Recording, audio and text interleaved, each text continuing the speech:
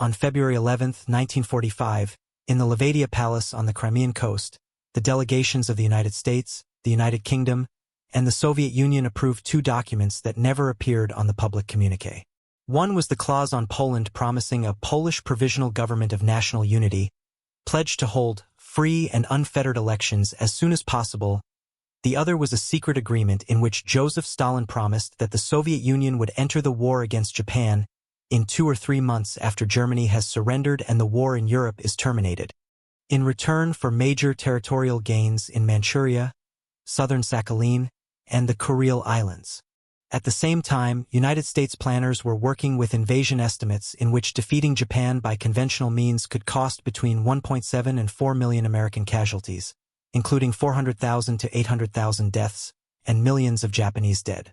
Under those assumptions, Soviet entry looked indispensable, and the political price seemed justified. Yet within 6 months, a single nuclear test and 2 atomic bombings, combined with a short Soviet campaign in Manchuria, ended the war without Operation Downfall.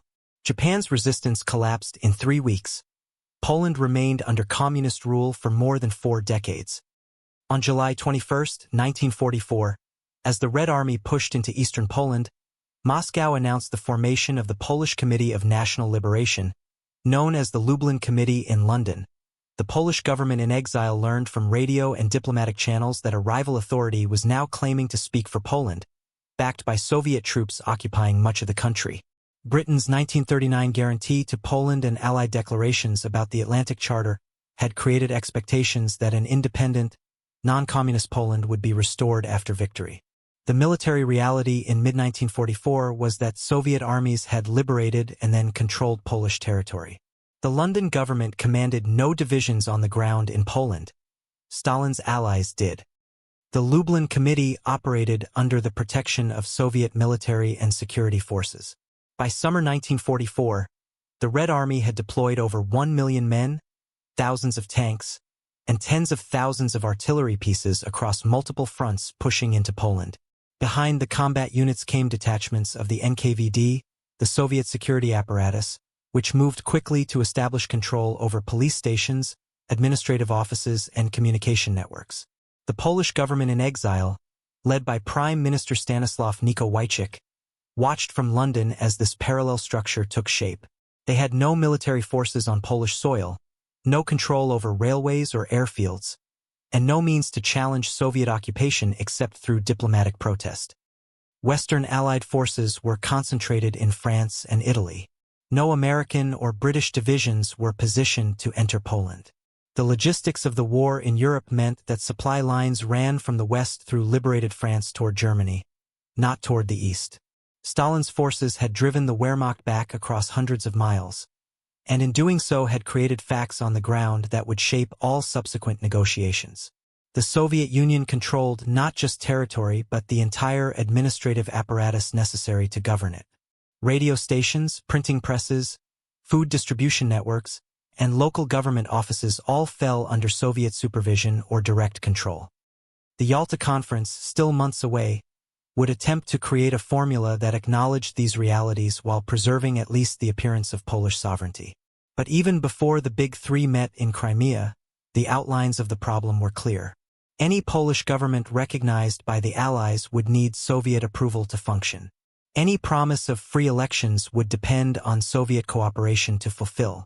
The London Poles understood this. Their protests grew more desperate as autumn turned to winter. In March 1945, 16 leaders of the Polish underground were invited to negotiations with Soviet authorities near Warsaw. They were arrested, transported to Moscow, and put on trial. The message was unmistakable. Opposition to Soviet-backed authority in Poland would not be tolerated. By early 1945, the structure of post-war Poland was already being determined not by diplomatic conferences but by military occupation and security operations. The Yalta agreements would formalize what Soviet control had already established. The recognition of a Polish provisional government of national unity would be extended to a body whose key ministries and security forces were firmly in communist hands. The promise of free and unfettered elections as soon as possible would be made in circumstances where the machinery of elections, from voter registration to ballot counting, was controlled by Soviet-backed institutions. Within 7 months, the same country that had triggered the war in 1939 would be represented internationally by a government created under Soviet auspices, while still being described in Allied documents as free and democratic. On January 17, 1945, the United States administration released letters from President Franklin Roosevelt, General George Marshall, and Admiral Ernest King, informing Congress that the Army and Navy would need 900,000 new inductees by June 30, 1945 to sustain operations.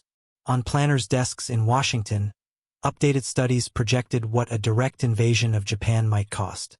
Joint Chiefs of Staff planning for Operation Downfall, comprising Operation Olympic for the invasion of Kyushu and Operation Coronet for the invasion of Honshu, projected around 712,500 United States Army casualties for the full campaign in one detailed estimate. Later analyses suggested totals approaching 863,000 casualties. A study prepared for Secretary of War Henry Stimson by William Shockley, a physicist consulting on military planning, painted an even grimmer picture. Shockley's memorandum warned of 1.7 to 4 million American casualties, including 400,000 to 800,000 fatalities, if the war against Japan continued through a protracted invasion and resistance campaign. Japanese military and civilian deaths in such a scenario were projected at 5 to 10 million. These were not post-war exaggerations created to justify decisions already made. They were contemporary planning documents circulating among the highest levels of American military and political leadership in late 1944 and early 1945. The basis for these projections lay in recent combat experience. The Battle of Iwo Jima, fought in February and March 1945, cost nearly 7,000 American dead and 19,000 wounded to secure an island of 8 square miles defended by 21,000 Japanese troops who fought almost to the last man. The Battle of Okinawa, beginning in April 1945, would ultimately produce over 12,000 American dead and 36,000 wounded, against a Japanese garrison that inflicted maximum casualties before being annihilated. Japanese tactics emphasized defense in depth, fortified positions, and willingness to accept total destruction rather than surrender.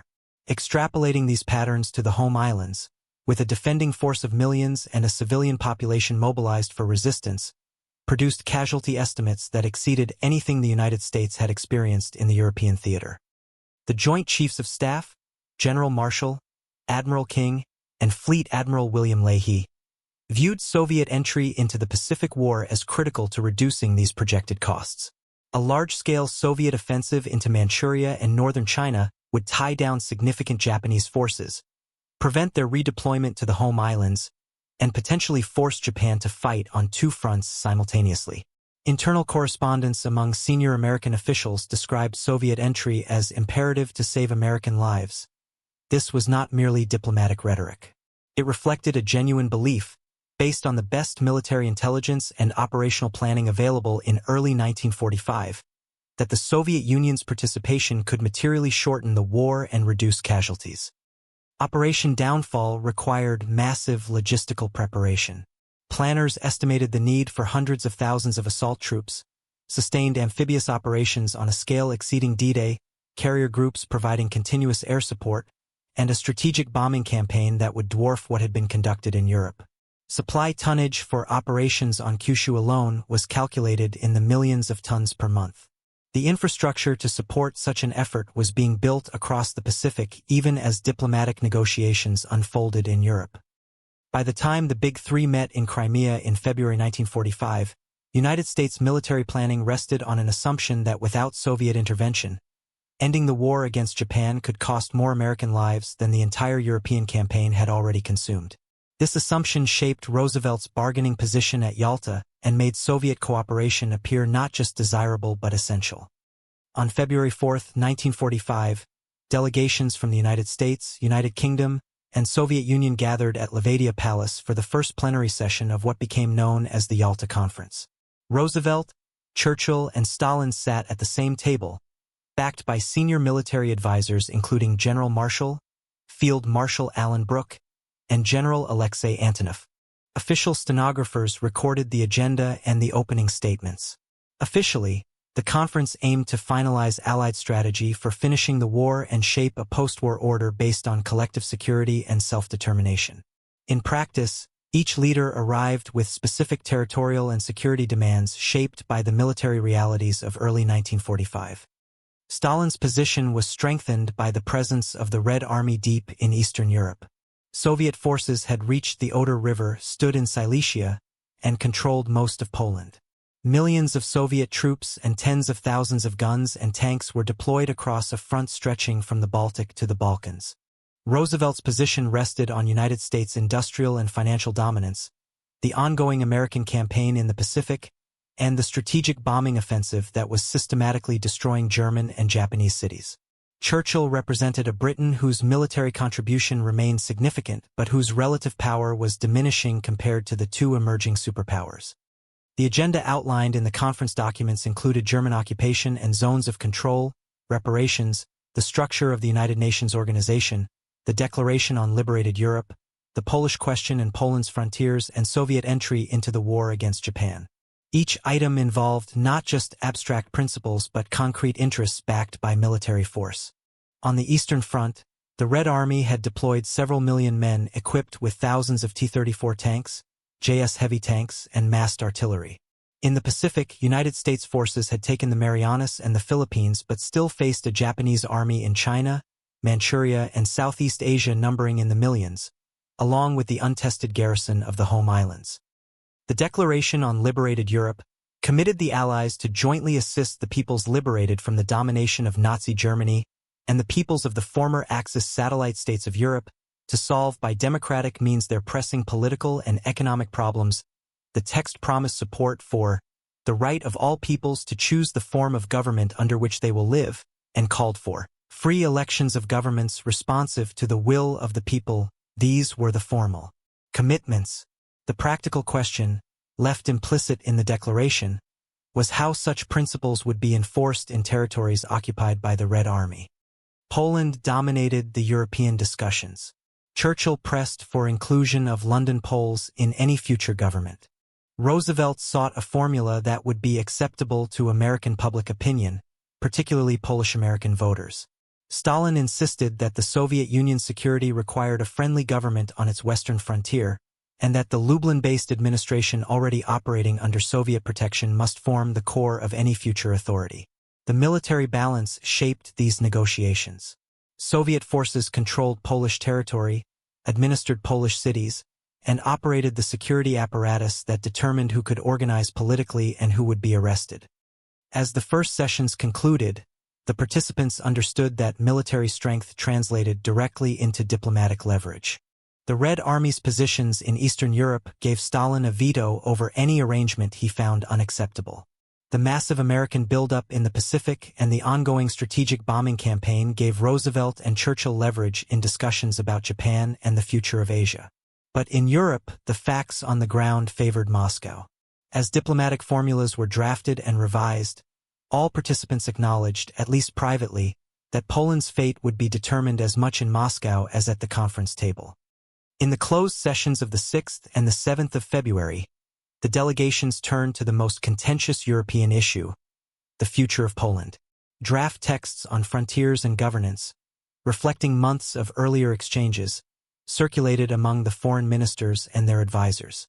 Churchill and Roosevelt hoped to preserve at least a partially independent Poland by securing inclusion of non-communist leaders and guarantees of democratic elections.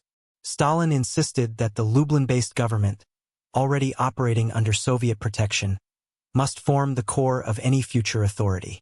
The Red Army's occupation made this more than a negotiating stance. It was a statement of fact. The eventual agreement established several key principles.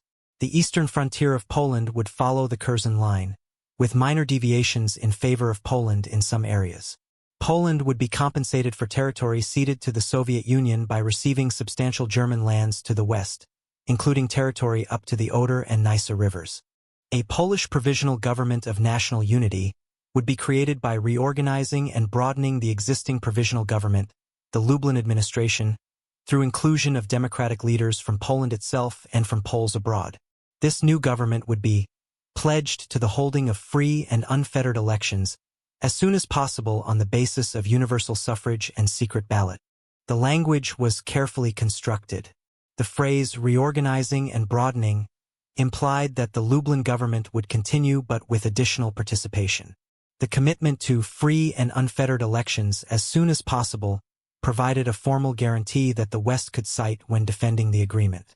But the practical implementation of these commitments depended entirely on Soviet cooperation. Stanislav Nikowajczyk, leader of the London Polish Peasant Party, was identified as an acceptable non-communist participant. Stalin agreed that a few London Poles could join the government, but only as a minority. Key ministries, particularly Security and Interior, would remain in the hands of Boleslaw Bierut and other pro-Soviet figures. The agreement left critical questions unresolved. Who would determine which leaders were democratic and therefore eligible for inclusion? How would elections be organized, monitored, and certified as free? Who would control the police, the security services, and the apparatus of local government during the transition period? The text provided no answers, or rather, it provided answers only by implication.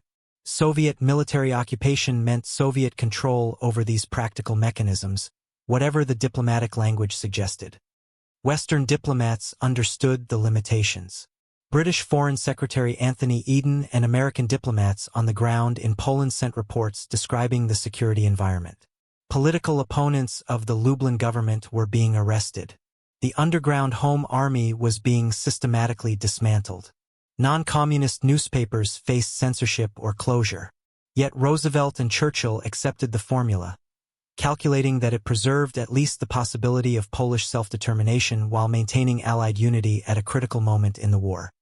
The Polish settlement at Yalta created a legal framework within which the West could claim that Poland's future would be decided democratically. It shifted the burden of proof. If elections were held and certified as free, the West would recognize the result. If elections were not free, the West could protest violation of the agreement. But the framework contained no enforcement mechanism. It relied on Soviet good faith to implement terms that contradicted Soviet security interests as Stalin defined them. Within a year, this promise of free and unfettered elections would coexist with reports of systematic intimidation, censorship, and arrest of opposition activists, a contrast already implicit in the Yalta wording. On the final day of the conference, February 11th, the three leaders approved a separate secret document.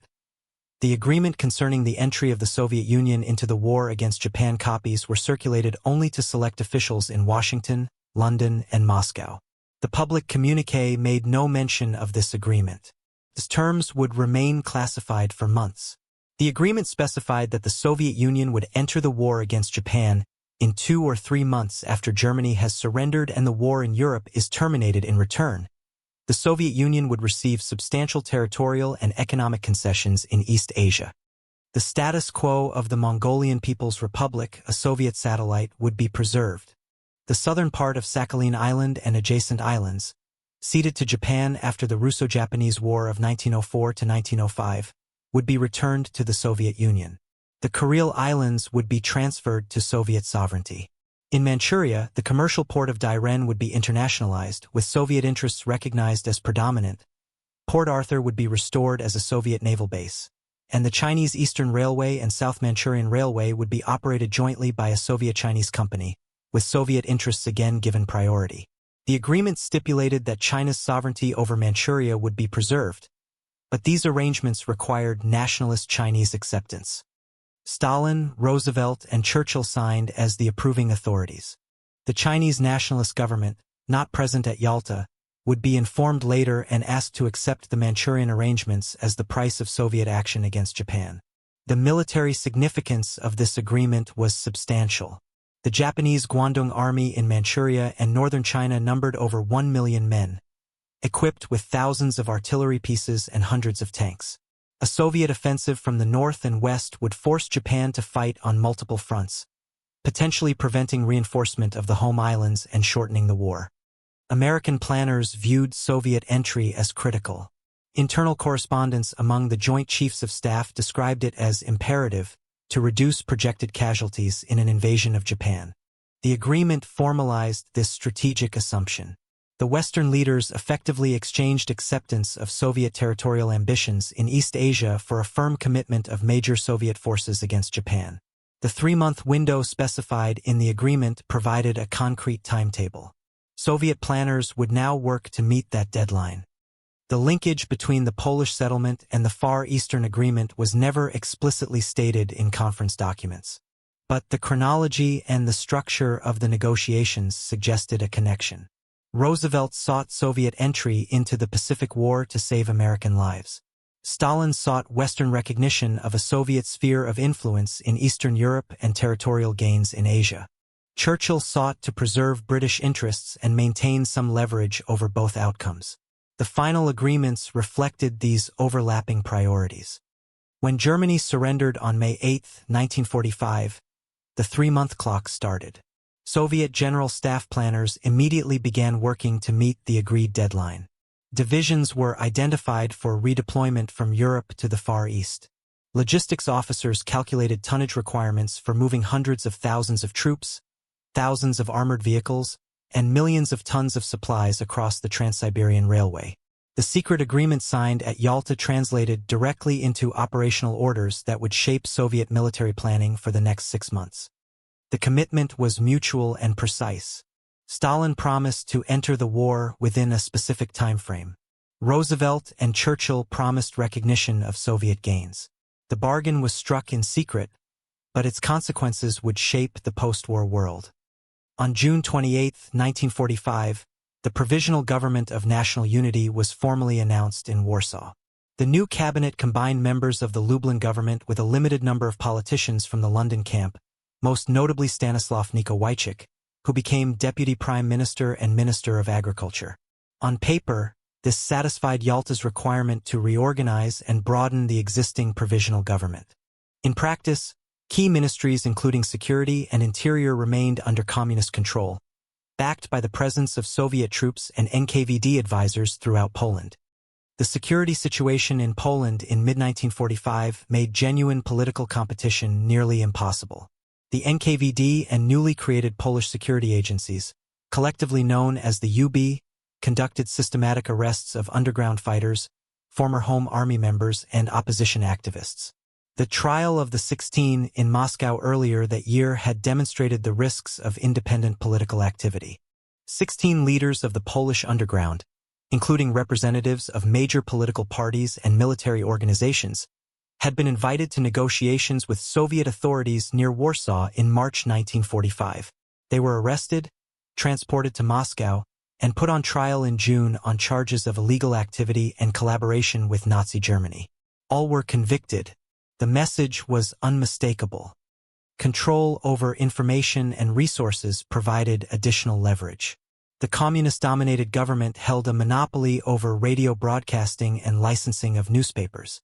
Paper supplies for printing were allocated based on political loyalty.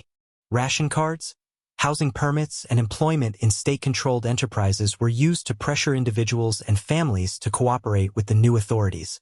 Electoral registers were compiled by officials appointed by the provisional government, creating opportunities to exclude opponents or manipulate turnout data. The Yalta Agreement had promised free and unfettered elections as soon as possible in June 1945. The British and American governments extended recognition to the Provisional Government of National Unity, accepting that the Yalta formula had been fulfilled. Western observers began reporting on conditions in Poland, and their assessments grew increasingly skeptical. A British diplomat noted that while opposition parties were technically legal, they operated under constant surveillance and harassment.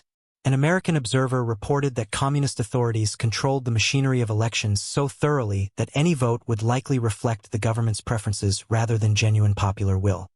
Internal Communist Party directives, revealed in later scholarship based on Polish archives, showed clear intentions to ensure victory in upcoming referenda and elections rather than compete for it. Techniques included manipulation of voter lists, stuffing ballot boxes, falsifying count results, and intimidating opposition candidates and their supporters. These were not spontaneous actions by local officials but coordinated strategies directed from party headquarters in Warsaw and approved by Soviet advisors. By summer 1945, the structures legitimized at Yalta had created a controlled political environment. The promise of elections would be kept in form. Ballots would be cast, votes would be counted, results would be announced. But the substance of free competition had been compromised before the process began. The Western powers, having recognized the Provisional Government of National Unity, found themselves with little leverage to challenge these internal developments. Diplomatic protests could be filed, but they carried limited weight against the facts on the ground. While this government prepared to sign the United Nations Charter as a representative of a democratic Poland, Western observers already understood that communist authorities were far better prepared for organized electoral fraud than any opposition could be for genuine political competition. From early 1945, Soviet staff officers tracked the flow of trains along the Trans-Siberian Railway. By July, they had shifted the equivalent of several fronts to the Far East for the planned offensive against Japan. The final force comprised approximately 1.58 to 1.59 million troops, over 27,000 artillery pieces and mortars, more than 5,500 tanks and self-propelled guns, and 3,721 aircraft. This represented one of the largest strategic redeployments in military history, executed in secret while the world's attention focused on the final defeat of Germany and the upcoming Potsdam Conference. Japanese intelligence correctly observed the Soviet buildup. Reconnaissance reported troop movements, supply concentrations, and the arrival of armored units in the Soviet Far East. But Japanese assessments concluded that the Soviet Union would not attack before late 1945 or early 1946, and that terrain and logistics would limit Soviet offensive capability even if war came. Much of the Manchurian frontier consisted of mountains, deserts, and rivers that Japanese planners considered natural barriers. The Guangdong Army, with over 1 million men and Manchukuo and Mongolian auxiliaries bringing total forces to approximately 1.2 million, felt confident it could defend these positions. Soviet planning told a different story. Marshal Alexander Vasilevsky, appointed overall commander of the Manchurian Strategic Offensive Operation, organized 3 main fronts for a coordinated assault.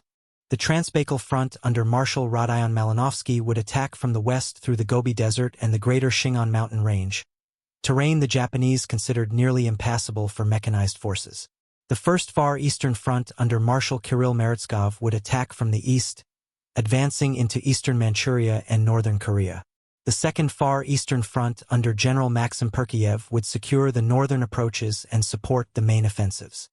Logistical preparation for this operation required months of work. Engineers reinforced bridges along the Trans-Siberian Railway to handle the weight of JS-2 heavy tanks and sustained heavy traffic. Forward supply depots were established near the frontier, stocked with fuel, ammunition, bridging equipment, and spare parts. Soviet planners relied heavily on United States Lend-Lease trucks and locomotives to increase mobility and sustainment capacity. The goal was to achieve operational surprise and then exploit it with rapid, deep penetrations that would encircle and destroy Japanese forces before they could establish coherent defensive lines. Soviet operational doctrine emphasized combined arms breakthroughs. Tank armies would punch through Japanese defenses, supported by massed artillery barrages and close air support. Once a breakthrough was achieved, mobile groups would drive deep into the enemy rear, cutting supply lines and isolating strongpoints. Infantry armies would follow to reduce bypassed positions and consolidate gains. The entire operation was designed to achieve what Soviet General Staff assessments described as a crushing defeat of the Guangdong Army in a short period, ideally within weeks rather than months. The timetable drove everything. Germany surrendered on May 8, 1945. The Yalta Agreement committed the Soviet Union to enter the war against Japan in 2 or 3 months after Germany has surrendered. Soviet planners interpreted this as a deadline of early to mid-August. By late July 1945, forward units were in position, supply stocks were adequate, and commanders had received operational orders. Vasilevsky reported readiness to Stalin, who confirmed that the offensive would begin in early August as agreed. By early August, Soviet forces in the Far East were stronger and better equipped than any the Guangdong Army had ever faced, just as a weapon tested in the New Mexico desert suggested that Japan might be forced to surrender without any Allied soldier landing on its beaches.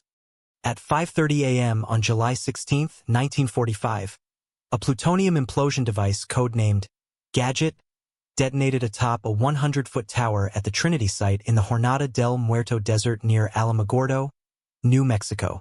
The explosion released approximately 18.6 kilotons of explosive power, equivalent to more than 18,000 tons of TNT. Instrumentation recorded blast pressure, thermal radiation, and the formation of a mushroom cloud that rose over 7 miles into the atmosphere. Photographs documented the destruction of the tower and the creation of a shallow crater lined with a glassy substance formed from sand melted by the heat of the explosion. Until that morning, the atomic bomb had been an expensive, untested project competing with conventional assumptions about Operation Downfall and Soviet entry into the Pacific War. The Manhattan Project had consumed over $2 billion, employed tens of thousands of workers at secret facilities across the United States, and represented one of the most ambitious scientific and engineering efforts in history. But success was not guaranteed.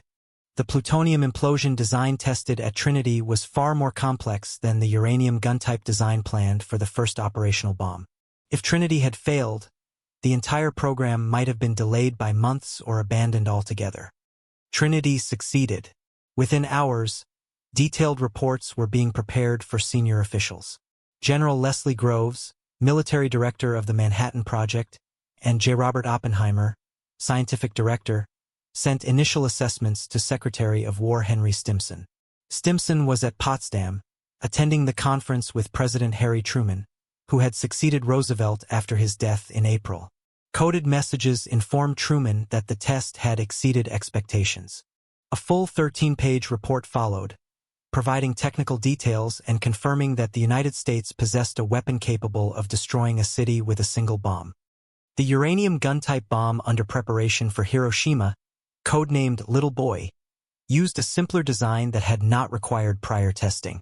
Enriched uranium-235 would be fired into a target assembly inside the bomb casing, creating a supercritical mass and initiating a chain reaction. Expected yield was in the 15 to 20 kiloton range, similar to Trinity.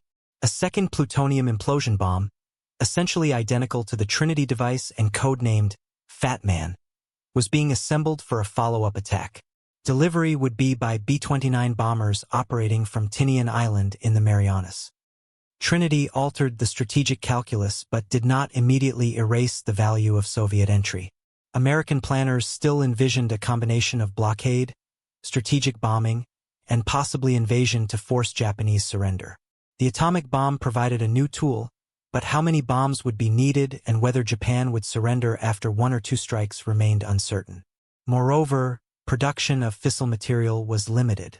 Only a handful of bombs would be available in the summer of 1945. If Japan did not surrender quickly, conventional operations including Soviet entry might still be necessary. Nevertheless, Trinity fundamentally changed the risk assessment that had underpinned the Yalta bargain.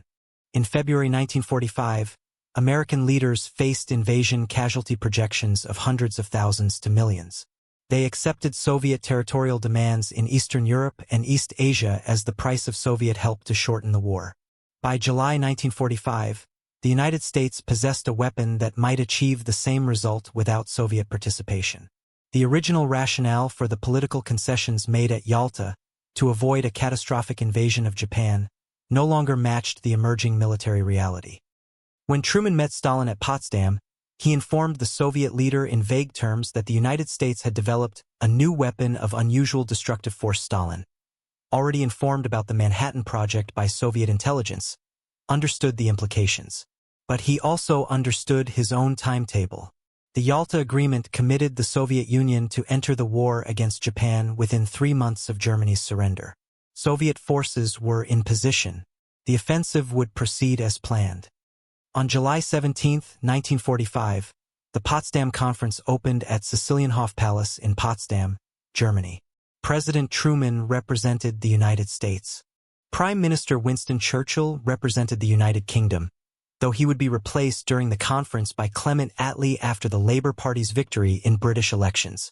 Joseph Stalin represented the Soviet Union.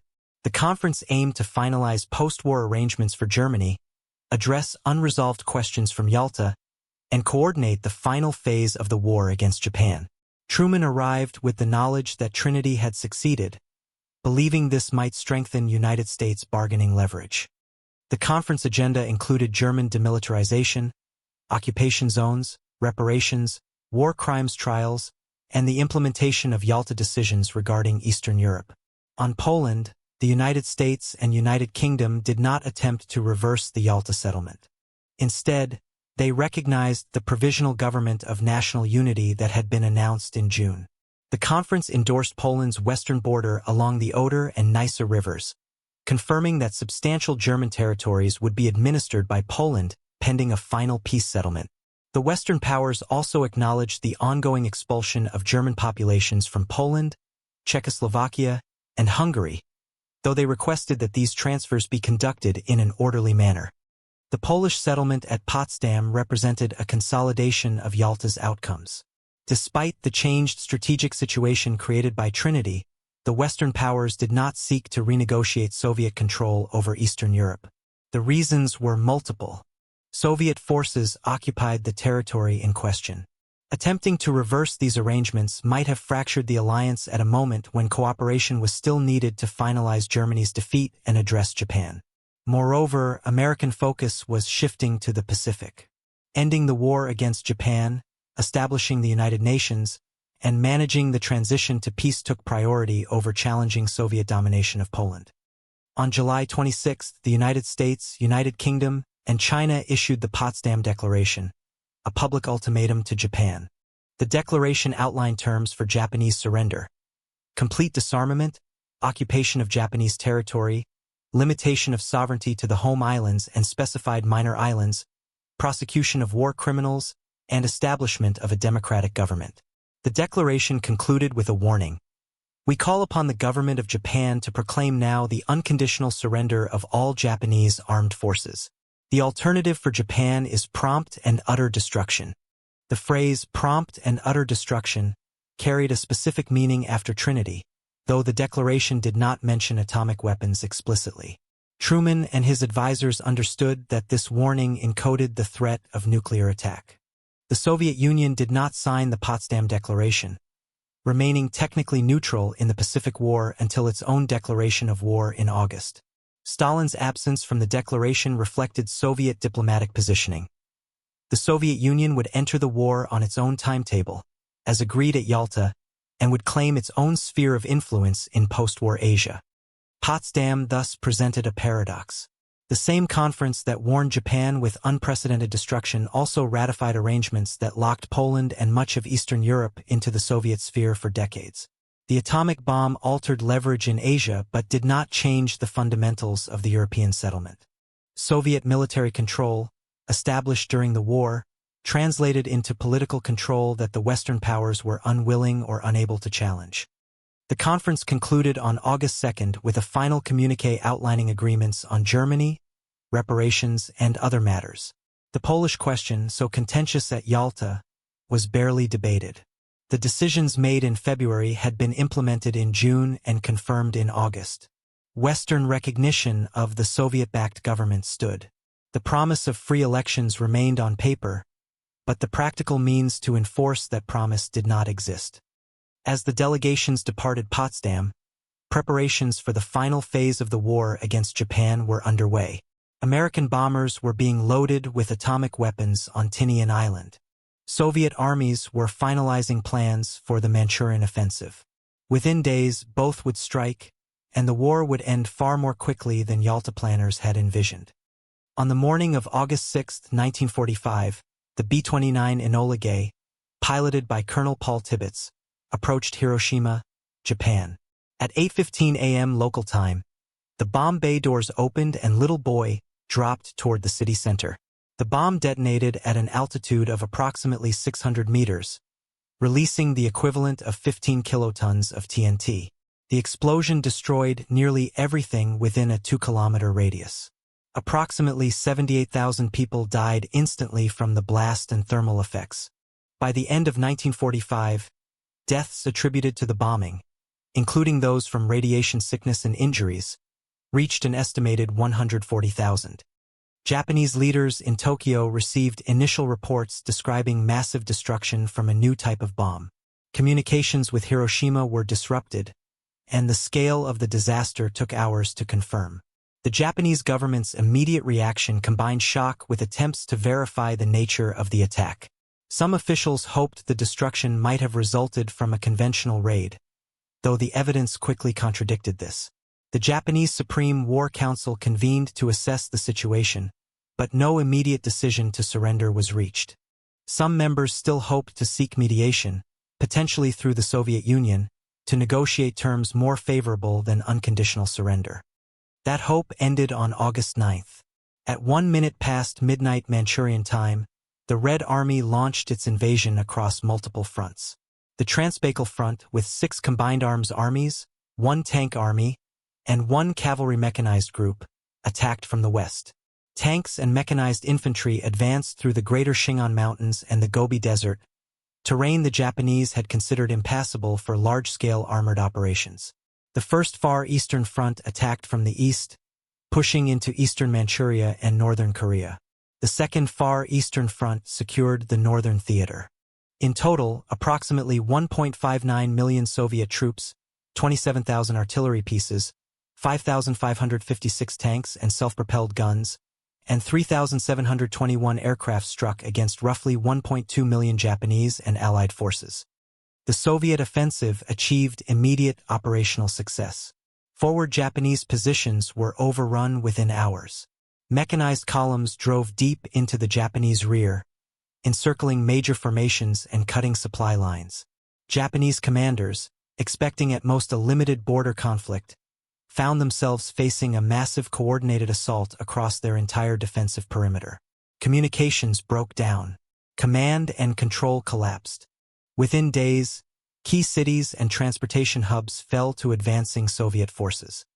On August 9th, the same day the Manchurian offensive began, a second atomic bomb fell on Japan. The B-29 Boxcar, with Major Charles Sweeney piloting, carried Fat Man, a plutonium implosion bomb identical in design to the Trinity device. The primary target was Kokura, but clouds obscured the aiming point. Boxcar diverted to the secondary target, Nagasaki.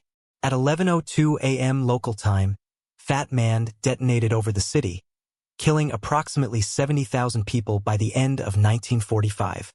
Within 4 days, from August 6th to August 9th, Japan faced a dual shock. 2 cities had been destroyed by single bombs, demonstrating a level of destructive capability that made continued resistance appear futile. Simultaneously, the Soviet Union's entry into the war eliminated the last possibility of negotiated peace. Japanese planners had hoped that the Soviet Union might serve as a mediator, leveraging its neutral status to broker terms. That option vanished when Soviet armies crossed the Manchurian frontier. The strategy of holding out for better terms collapsed when both the diplomatic route via Moscow and the military shield in Manchuria disintegrated within hours. Post-war analyses and Japanese records show that both factors played decisive roles. The atomic bombings demonstrated that the United States could destroy Japanese cities systematically without conducting an invasion. Soviet entry closed the diplomatic escape route and threatened to open a second major front. Together, they invalidated all prior Japanese strategic assumptions. The Supreme War Council, deadlocked between factions favoring continued resistance and those advocating surrender, shifted toward acceptance of Allied terms once both shocks were absorbed. By August 14, 1945, Japan's Supreme War Council had received comprehensive reports on the destruction at Hiroshima and Nagasaki, the Soviet offensive in Manchuria, and the collapse of Guangdong Army positions. Emperor Hirohito convened an imperial conference to make a final decision. The meeting extended past midnight. The council remained deadlocked between those who favored continued resistance, hoping to inflict sufficient casualties on any invasion force to secure better terms, and those who recognized that further fighting was futile. Hirohito broke the deadlock by accepting the Potsdam Declaration, with the understanding that the emperor's position would be preserved. On August 15th, Hirohito broadcast his decision to the Japanese people via radio, announcing acceptance of Allied terms. The surrender was formalized on September 2, 1945, when Japanese representatives signed the instrument of surrender aboard the United States battleship Missouri in Tokyo Bay. General Douglas MacArthur accepted the surrender on behalf of the Allied powers. Representatives of the United States, United Kingdom, Soviet Union, China, and other Allied nations witnessed the ceremony. No Allied landings on the home islands occurred. Operation Downfall, the planned invasion, was cancelled. The contrast between projected and actual casualties defined the outcome.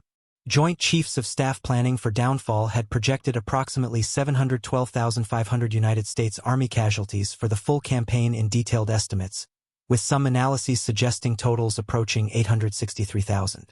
William Shockley's memorandum had warned of 1.7 to 4 million American casualties, including 400,000 to 800,000 deaths, along with 5 to 10 million Japanese military and civilian deaths if the war continued through a protracted invasion and resistance campaign. The actual toll was far lower but still devastating. The atomic bombings of Hiroshima and Nagasaki killed approximately 140,000 and 70,000 people respectively by the end of 1945, with long-term radiation effects extending the toll in subsequent years. The Soviet offensive in Manchuria resulted in approximately 10,000 to 12,000 Soviet soldiers killed and over 600,000 Japanese troops captured or disarmed. Total Japanese deaths in the Manchurian campaign, including civilians caught in combat zones, numbered in the tens of thousands. Combined, these casualties represented a fraction of what had been projected for Operation Downfall. Historian Tsuyoshi Hasegawa, in his detailed analysis of Japan's decision to surrender, emphasized that Japanese leaders cited both the atomic bombings and Soviet entry as decisive factors. The bombings demonstrated that the United States could systematically destroy Japanese cities without risking an invasion, making continued resistance appear hopeless. Soviet entry closed the diplomatic option of using Moscow as a mediator and created the threat of a large-scale ground campaign in Manchuria, northern China, Korea, and potentially the northern home islands. Together, these developments invalidated the Japanese strategy of inflicting maximum casualties on invasion forces to secure negotiated terms. The Potsdam Declaration's warning of prompt and utter destruction was fulfilled within days.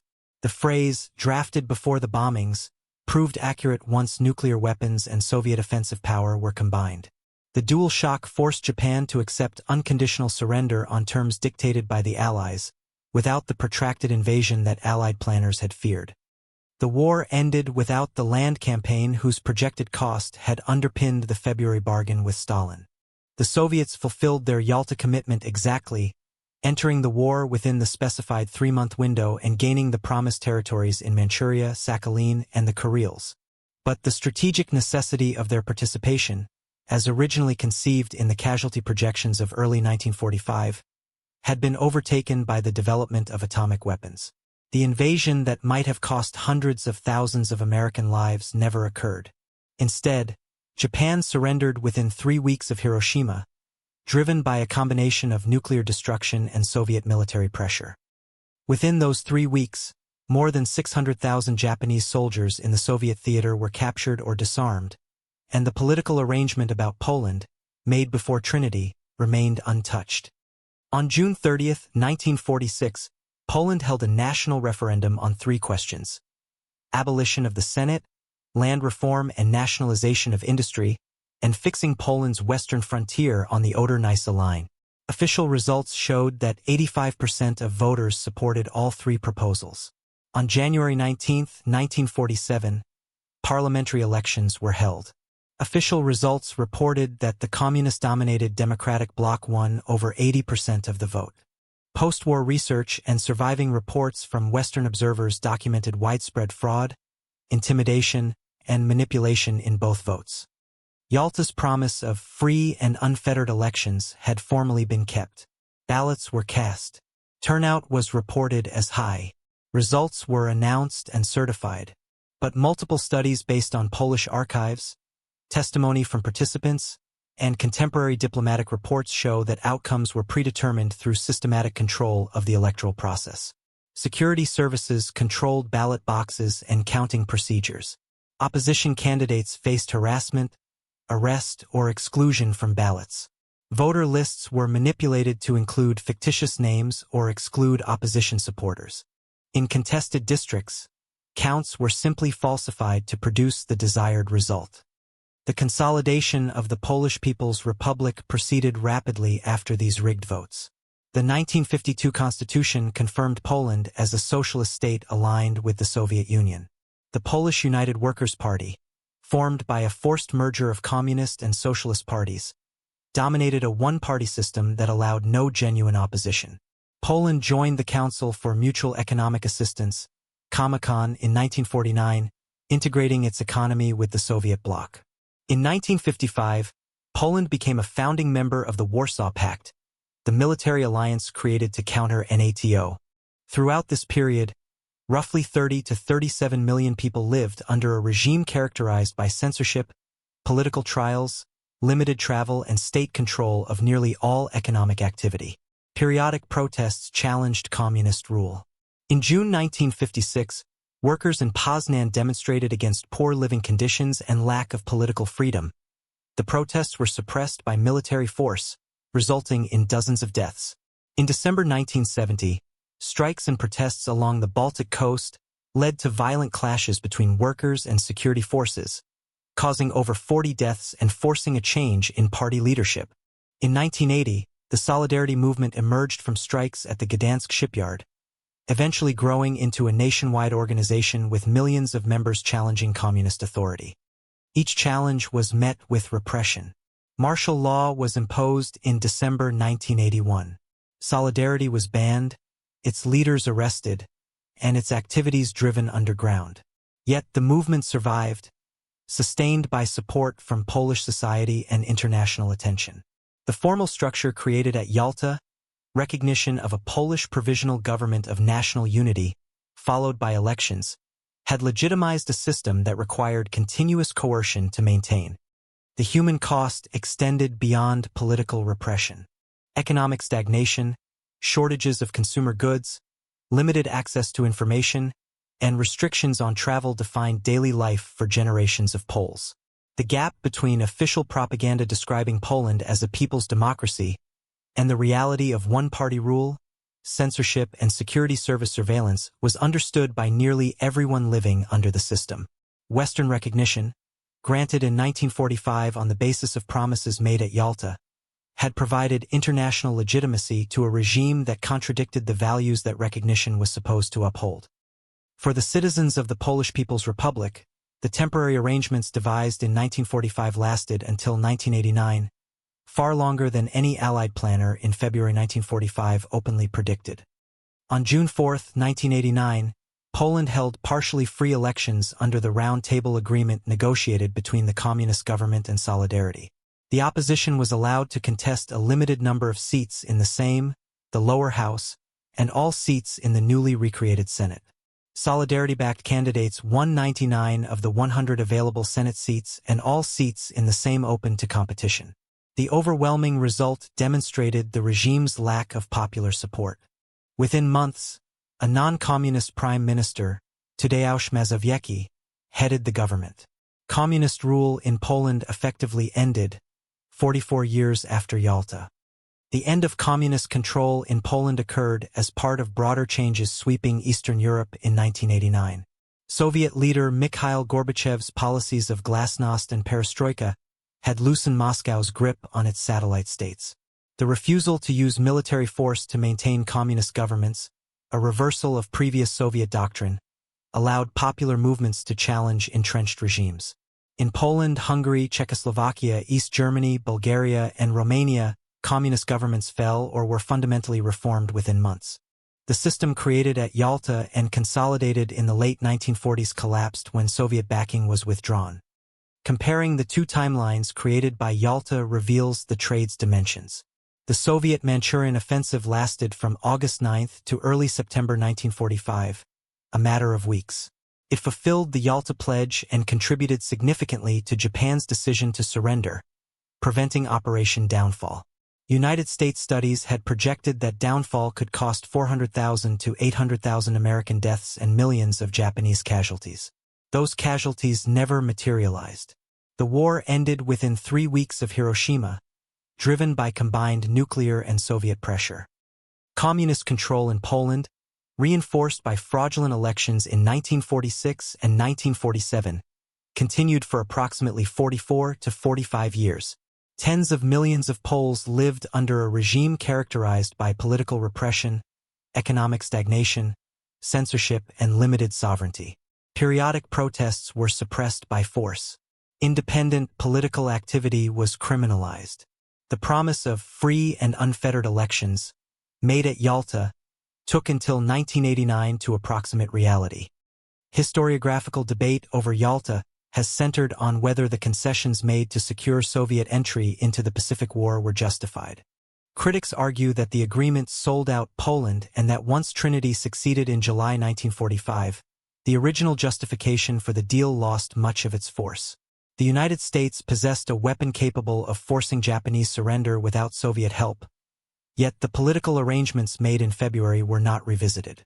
Defenders counter that in February 1945, the atomic bomb was unproven, the Red Army occupied Eastern Europe, and refusing to bargain might have jeopardized Allied cooperation needed to finish the war. The factual record supports elements of both interpretations. In February 1945, American planners genuinely believed that Soviet entry was imperative to avoid catastrophic invasion casualties. Roosevelt and his military advisors operated on the basis of available information, which showed no alternative to either Soviet help or a costly invasion. By July 1945, that assessment had changed. Trinity provided an alternative means of coercion. But by then, the political framework created at Yalta was in place. Poland had a recognized government, Soviet forces occupied Eastern Europe, and Western leaders prioritized finishing the war and establishing the United Nations over confronting Stalin about internal Polish politics. The Yalta records show that Stalin's promise to enter the Pacific War in 2 or 3 months after Germany has surrendered was kept exactly. Soviet forces attacked on August 9th, 93 days after May 8th. The promise of free and unfettered elections in Poland, made with equal formality, took 44 years to approximate. One commitment was military and operational. It could be fulfilled by deploying armies on a fixed schedule. The other was political and depended on Soviet willingness to permit outcomes contrary to Soviet interests. It was never intended to be fulfilled in any substantive sense. The outcome can be measured in concrete terms. The avoidance of Operation Downfall prevented casualties that United States studies projected in the hundreds of thousands to millions. The establishment of Soviet-dominated regimes in Eastern Europe subjected tens of millions of people to decades of authoritarian rule. The trade was not the product of a single decision but of a chain of calculations made under wartime conditions of uncertainty. Its human and strategic consequences are measurable in both the millions who avoided an invasion of Japan and the tens of millions in Eastern Europe who lived under communist rule until 1989. What is your perspective on this part of history? Share your thoughts in the comments, because every memory and reflection helps keep the past alive.